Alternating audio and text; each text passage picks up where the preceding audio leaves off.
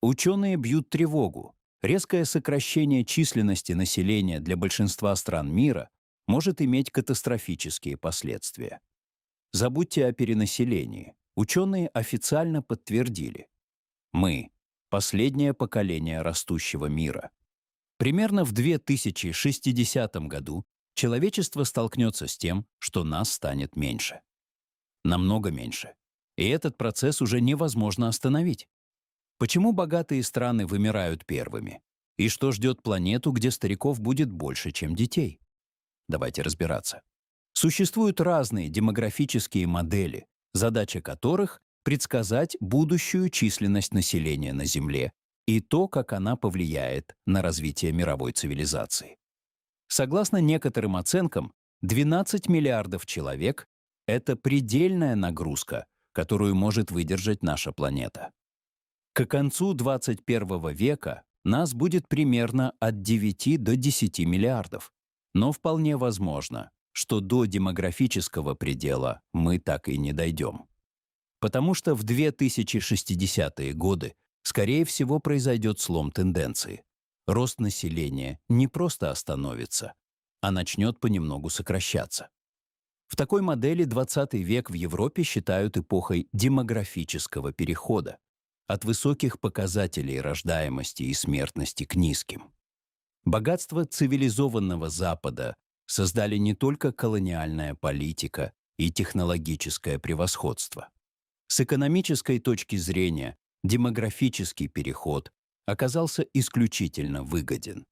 Падение рождаемости высвобождает средства, которые можно инвестировать в экономику и человеческий капитал.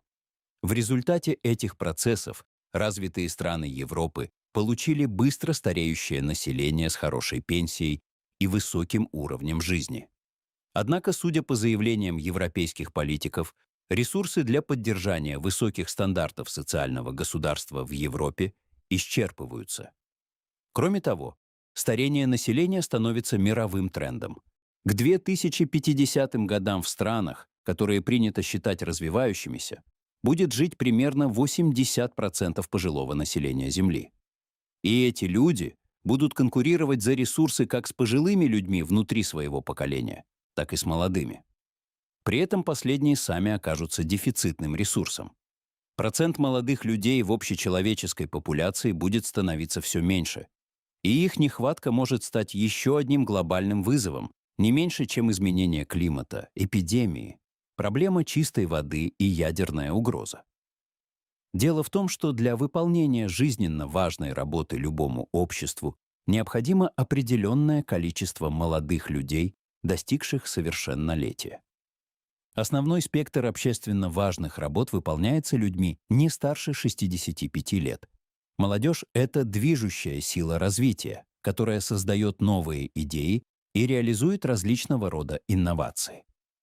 Общество, где доминируют те, кому далеко за 70 или 80 лет, больше не сможет быть обществом прогресса. Нарушение баланса между молодежью и пожилыми людьми приведет к быстрому распаду сообществ по всему миру. Деградация произойдет не одномоментно, она будет растянута во времени. Постепенно человечество будет утрачивать способность производить продовольствие, поддерживать систему здравоохранения и так далее. Нехватка всего того, что раньше обеспечивало выживание, хорошей еды, воды и рецептурных лекарств, будет дополнительно способствовать глобальной депопуляции. Однако в мировой культуре подобный образ будущего существовал не всегда. В 1960-х и 1970-х годах писатели-фантасты и футурологи беспокоились о том, что на Земле будет слишком много людей. Но в 80-е все изменилось.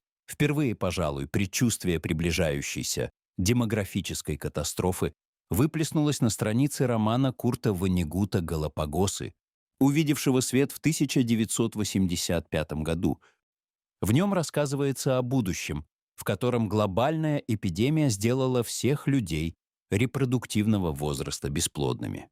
Далее литература и кинематограф предлагали самые разные версии будущего, в которой люди, утрачивая способность размножаться, погружаются в тотальное отчаяние. А у тех, кто все еще способен иметь детей, общество отбирает личную свободу. В качестве примера таких мрачных антиутопий можно назвать «Рассказ служанки» Маргарет Этвуд и «Дитя человеческое» Филлис Дороти Джеймс. Однако о том, что угроза вымирания для человечества вполне реальна, говорят не только фантасты, но и ученые. В конце концов, на Земле уже вымерли тысячи видов животных и людей.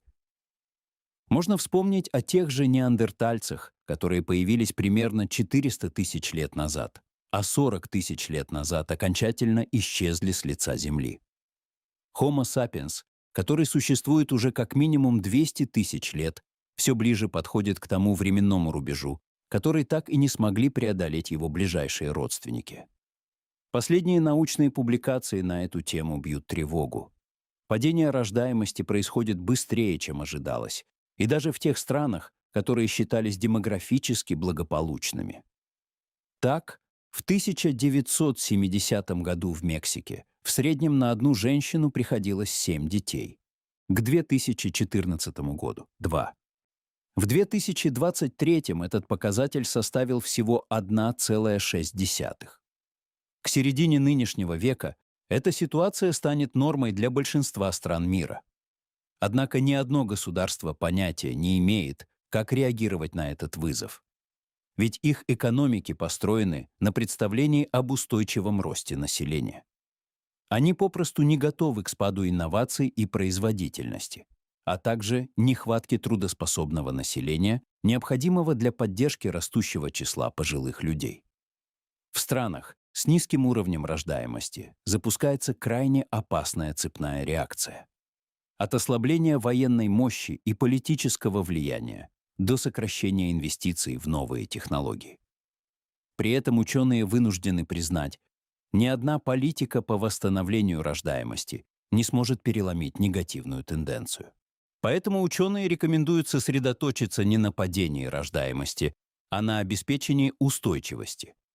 Если замедлить спад, у развитых стран появится шанс адаптироваться к будущим демографическим изменениям.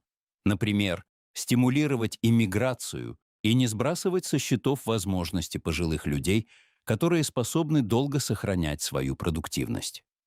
Согласно данным из 41 страны с развитой и развивающейся экономикой, среднестатистический современный 70-летний человек в 2022 году обладал такими же когнитивными способностями, что и 53-летний в 2000 году.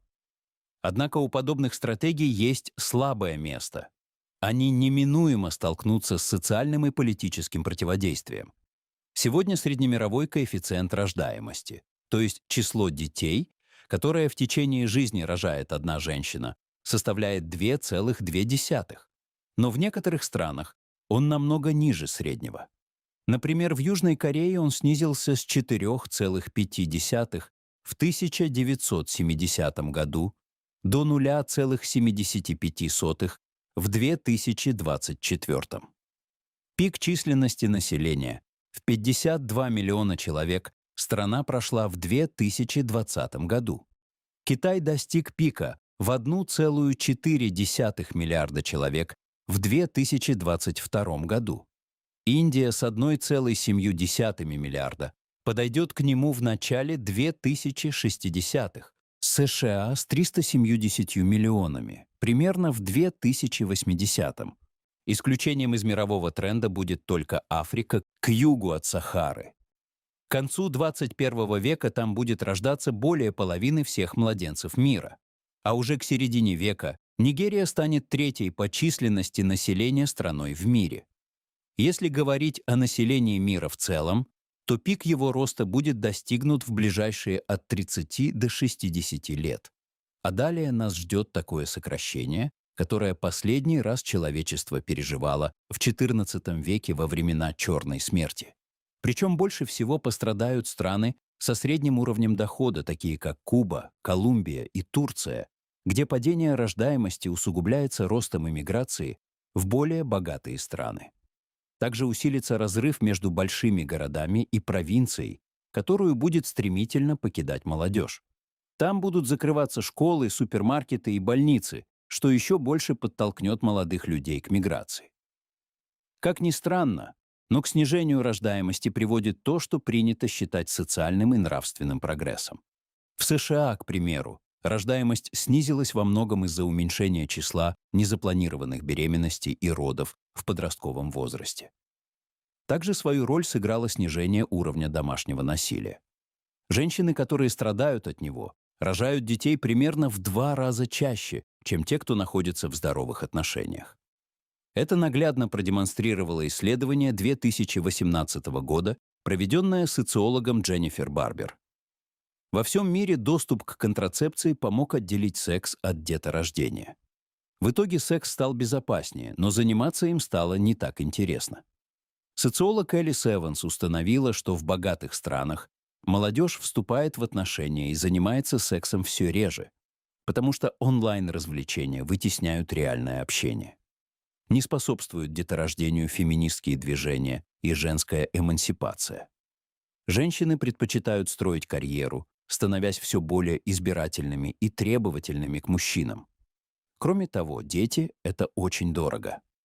По данным ООН, в 39% случаев причиной отказа от детей являются финансовые проблемы. Впрочем, созданные учеными апокалиптические сценарии запросто могут не сбыться.